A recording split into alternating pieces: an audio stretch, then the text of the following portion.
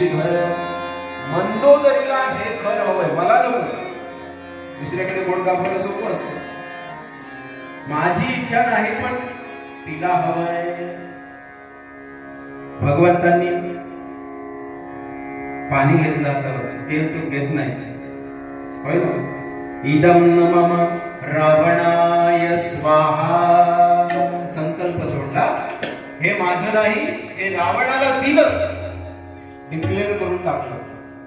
आणि बाजूला असणारी पार्वती डोक्यावरती हात मारून घेते, म्हणाले ज्या घरासाठी एवढा सगळा अट्टहास केला ते घर यांनी क्षणामध्ये देऊन टाकलं रावणाला.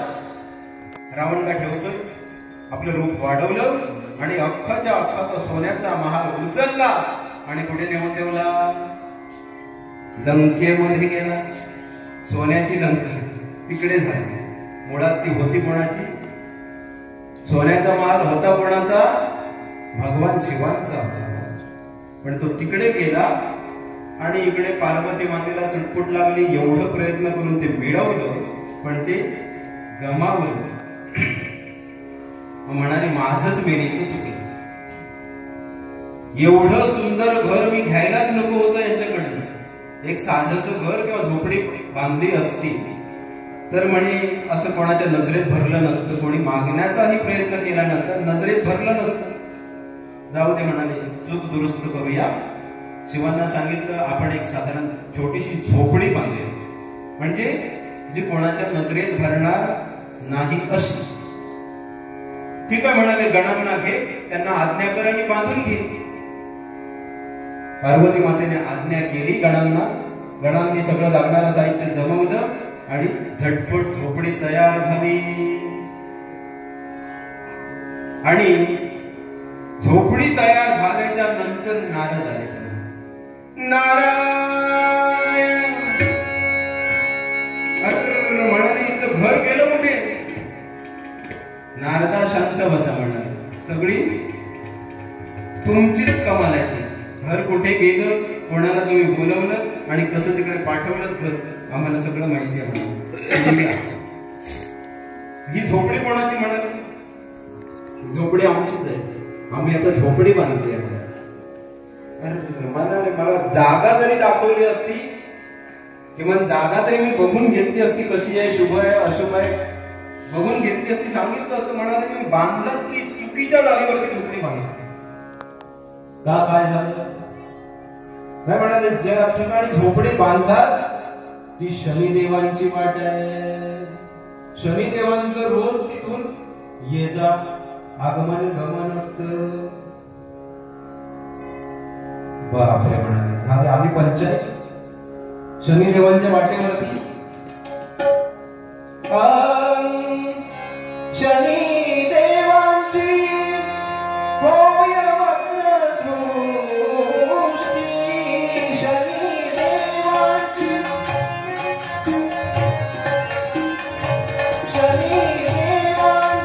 होय वक्रदृष्टी, जडून जाईल तुझी कर्णमुठी, जडून जाईल तुझी कर्णमुठी. अरे जडून तुमच्या झोपडीचं भस्म होईल म्हणाले. मग म्हणाले याच्यावरती उपाय काय, तुमचं तुम्ही बघा म्हणाले.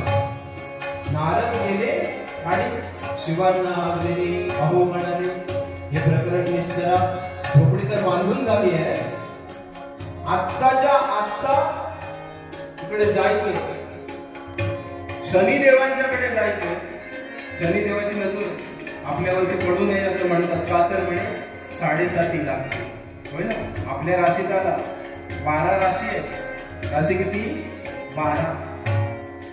आणि शनीला एक प्रदक्षिणा सूर्याभोवती करण्यासाठी वर्ष किती लागतात, 30 वर्ष लागतात. पृथ्वी 1 वर्षात करते, पण शनी 30 वर्ष लागतात एक प्रदक्षिणा पूर्ण करण्यासाठी सूर्याभोवती. तो काय करतो, 2.5 वर्ष एकेका राशीमध्ये राहतो. 12 राशी 12.5 गुणिले 12 गुणिले 2.5 करा, किती येतात ते उद्या सांगा.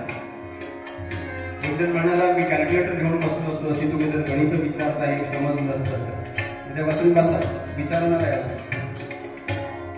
एका राशीत 2.5 वर्ष, स्वतःच्या राशीमध्ये त्रास तर देतोच, पण अगोदरच्या राशीमध्ये 2.5 वर्ष आणि पुढे येणाऱ्या राशीमध्ये 2.5 वर्ष, अशी 7.5 वर्ष त्रास देतो. म्हणून ती शनीची 7.5 आहे. पार्वती म्हणाली ही 7.5 शनीची लागली माझ्या पाठीमध्ये. आत्ताच्या आत्ता शनिदेवांकडे जा आणि त्यांना सांगा तुमचा मार्ग बदला, एकतर स्तंभी व्हा नाहीतर वक्री व्हा, पण इथून जायचं नाही. बरं म्हणाले, शंभू म्हणाले मी जातो त्याच्याकडे, पण तो ऐकला नाही. तर नित्याची वाट कोण बदलेल? शिरस्ता कोणी बदलेल का? नाही बदललं तर काय करायचं? म्हणाले हे डमरू कशासाठी तुमच्या हातामध्ये? तिथे जा, तह कर त्याच्याशी. जर त्याने मान्य केलं नाही तर तिथूनच डमरू वाजवा. मग मी काय करेन? आमची झोपडी जाळणारे ते कोण? मीच माझ्या हाताने आमची झोपडी जाळून भस्म करेन.